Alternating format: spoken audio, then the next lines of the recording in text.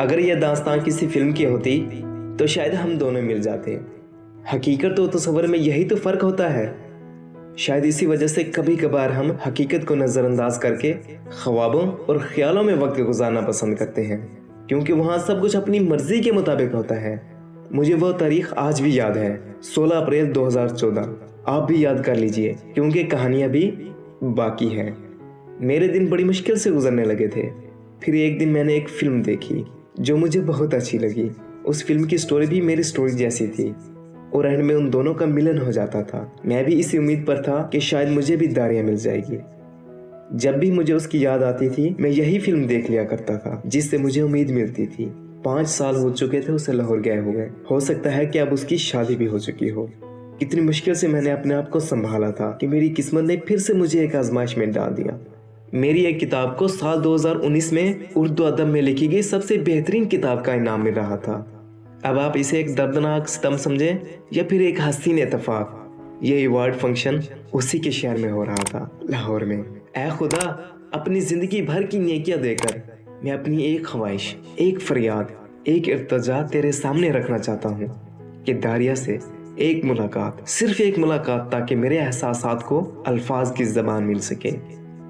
میں اس سے کہنا چاہتا ہوں کہ وہی میرے خوابوں کی تعبیر ہے، میری اندھیری زندگی کا اجالا ہے، میرے وجود کی پہچان ہے، میری نیکیوں کا صلہ ہے، میری بھولی بسری خوشیوں کا ٹھکانہ ہے. ایوارڈ فنکشن میں میری آنکھیں ایک ہی شخص کے دیدار کے لیے بے چین تھی. ایسا لگ رہا تھا جیسے میری خوشی بھی اس کے سامنے پھیکی ہے. اگر سچ کہوں تو میں کسی فلم کا اتفاق کی آس لگائے بیٹھا تھا. اتنے بڑے شہر میں ہم دونوں ایک ساتھ اور ایک ہی محفل میں شرکت کریں، ایسا حسین اتفاق تو صرف افسانوں میں ہی ہوتا ہے. محفل ختم ہو گئی. میں باہر جا ہی رہا تھا کہ کسی نے اچانک میرا نام پکارا. پیچھے مڑ کر دیکھا تو ایک لڑکی تیزی سے میری طرف چلی آ رہی تھی. مبارک ہو محسن، اس نے اپنا ہاتھ بڑھاتے ہوئے کہا. ایک پل کے لیے میری نظریں کھلی کی کھلی رہ گئی. میں عائشہ کو اپنے سامنے دیکھ کر دنگ رہ گیا. یونیورسٹی میں ہم ساتھ پڑھتے تھے اور وہ داریہ کی سب سے عزیز سہیلی تھی. عائشہ، تم یہاں کیسے؟ تم تو ایسے دیکھ رہے ہو جیسے تم نے کوئی بھوت دیکھ لیا ہو، عائشہ نے ہنستے ہوئے کہا. ایسی کوئی بات نہیں، بس تم سے یہاں ملنے کا گمان نہیں تھا. ارے میں تو یہیں کی رہنے والی ہوں. فیس بک پر تمہارے کارناموں کے بارے میں پتہ چلا تو میں یہاں تم سے ملنے چلی آئی. باقی سب دوستوں سے رابطہ قائم ہے؟ میں نے سوال کیا. نہیں، کسی سے بھی نہیں ہے. سب اپنی اپنی زندگی میں مصروف ہو گئے. اور داریہ؟ میں نے اپنی دھڑکنوں پر قابو پاتے ہوئے اس سے پوچھا. کچھ لمحوں کے لیے اس نے خاموشی اختیار کر لی.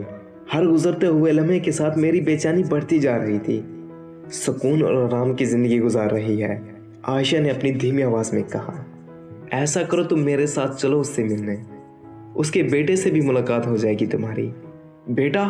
نہ جانے قسمت میرے ساتھ کیسا مذاق کر رہی تھی. نہ جانے کیوں میں نے ان خوابوں کو سجوئے رکھا تھا جو حقیقت میں صرف ایک دل فریب سراب کی حیثیت رکھتے تھے. داریہ تو مجھ سے کبھی محبت کرتی ہی نہیں تھی. زندگی کی دوڑ میں وہ میلوں آگے بڑھ چکی تھی، لیکن میری زندگی تو اسی بس سٹاپ پر ہی سٹاپ ہو گئی تھی. اے خدا، نہ جانے یہ اذیت، یہ تکلیف کب ختم ہوگی. چل رہے ہو نا؟ عائشہ نے پوچھا. معافی چاہتا ہوں، میری کل واپسی ہے.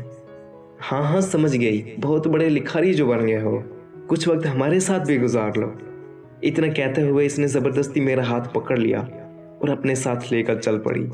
عائشہ نے گاڑی ایک بڑے گھر کے سامنے روکی اور مجھے اپنے ساتھ لے گئی. جیسے ہی ہم گھر میں داخل ہوئے تو ایک 3 سال کا بچہ دوڑتا ہوا اس کی باہوں میں آ گیا. بیٹا، انکل کو سلام کرو، عائشہ نے کہا. سلام کرنے کے بعد بچے نے کہا، میں نے آپ کی تصویر ممی کے البم میں دیکھی ہے، وہ آپ کی کیا لگتی تھی؟ کیا لگتی تھی؟ اسے کیسے بتاؤں کہ وہ میری کیا لگتی تھی؟ رشتوں کی گہرائی کو بیان کرنے کے لیے کبھی کبھی الفاظ کم پڑ جاتے ہیں. وہ میری دوست تھی، میں نے دھیمی آواز میں جواب دیا. عائشہ، مجھے داریہ سے ملنا ہے ابھی اسی وقت. عائشہ خاموش رہی. میرے صبر کا امتحان مت لو عائشہ، بتاؤ داریہ کہاں ہے؟ وہ اب اس دنیا میں نہیں رہی، عائشہ نے جواب دیا. میری تو سانس ہی رک گئی. کچھ دیر بعد میں نے عائشہ سے کہا کہ تم نے تو کہا تھا کہ وہ بڑے سکون سے اپنی زندگی گزار رہی ہے. جس زندگی کی میں نے بات کی تھی وہ موت کے بعد کی زندگی ہے، عائشہ نے جواب دیا. اس کی موت کیسے ہوئی؟ میں نے بے صبری سے پوچھا. 11 ستمبر 2017 کو वो और उसका हस्बैंड कहीं जा रहे थे और उनका एक्सीडेंट हो गया और वो दोनों इस दुनिया से चले गए। मैंने आयशा की तरफ देखा तो इसकी आंखों में अश्कों के दरिया जारी थे। मेरे कंधे पर हाथ रखते हुए आयशा ने कहा, तुम्हें क्या लगता है कि सिर्फ तुम ही मोहब्बत करते थे? जानते हो कि वो तुमसे कितनी मोहब्बत करती थी? उस दिन जब तुम उसे बस स्टॉप पर छोड़ने आए थे और जब वो बस में सवार होने लगी तो वो खून के आंसू रो रही थी। मैं बस में बैठी सारा मंजर देख रही थी। वो तुम्हें छोड़कर नहीं जाना चाहती थी। वो सिर्फ यही चाहती थी कि तुम उसे रोकोगे और अपने दिल की बात कहोगे और वो रुक जाएगी, लेकिन तुमने उसे नहीं रोका तो मजबूरन उसे जाना पड़ा। सारे रास्ते वो रोती रही थी और यहाँ पर पूरा 1 साल तुम्हारे आने का इंतजार करती रही, लेकिन तुम फिर भी नहीं आए। मजबूर होकर उसे शादी करनी पड़ी। उसने हमेशा एक अच्छी बीवी होने का फर्ज निभाया। हर लम्हे हर पर अंदर ही अंदर घटती रही, लेकिन उसने अपनी इस तकलीफ को हमेशा अपनी मुस्कुराहट के पर्दों के पीछे छुपा कर रखा। पहली मोहब्बत होती भी ऐसी चीज है। जब उसका बेटा पैदा हुआ तो उसने तुम्हारा ही नाम देकर उसे अपनी सारी तमन्नाओं और खुशियों का सरमाया बना लिया और उसने जिंदगी भर सिर्फ तुमसे मोहब्बत की है मोहसिन, सिर्फ तुमसे। और उसने एक डायरी लिखी थी जो शादी होने के बाद उसने मुझे अमानत के तौर पर दी थी। ये लो, ये तुम्हारे काम आएगी। उसकी कब्र के नजदीक खड़े होकर मैं अपनी गलतियों को याद कर रहा था। क्या मेरी गलती थी या फिर वक्त ही गलत था? मैं खामोश खड़ा था। मैं उस दिन भी खामोश था और मैं आज भी खामोश हूँ। शायद ये खामोशी ही हमारी दास्तां को बेहतरीन तरीके से बयान करती है। शायद खामोशी ही हमारी मोहब्बत की मिरास है।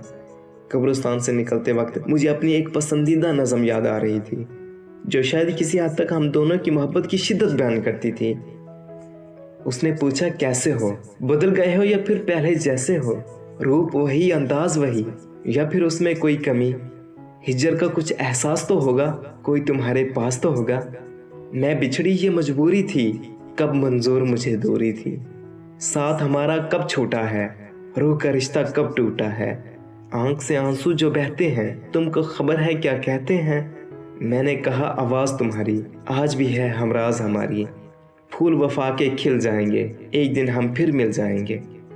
फिर मैंने आयशा से शादी कर ली और वो डायरी संभाल के रखी है और आगे भी संभाल कर ही रखूंगा। ना खुद पढ़ूंगा और ना किसी और को पढ़ने दूंगा। दोस्तों, मुझे आप लोगों के सपोर्ट की ज़रूरत है। अगर अभी तक आपने मेरा YouTube चैनल सब्सक्राइब नहीं किया तो उसे सब्सक्राइब कर लें ताकि मेरी आने वाली हर स्टोरी की हर एपिसोड आपके पास सबसे पहले पहुंचे। आज के लिए इतना ही। अब हम मिलते हैं नेक्स्ट वीडियो में। तब तक आप अपना और अपने चाहने वालों का बहुत ख्याल रखना। अल्लाह हाफिज़।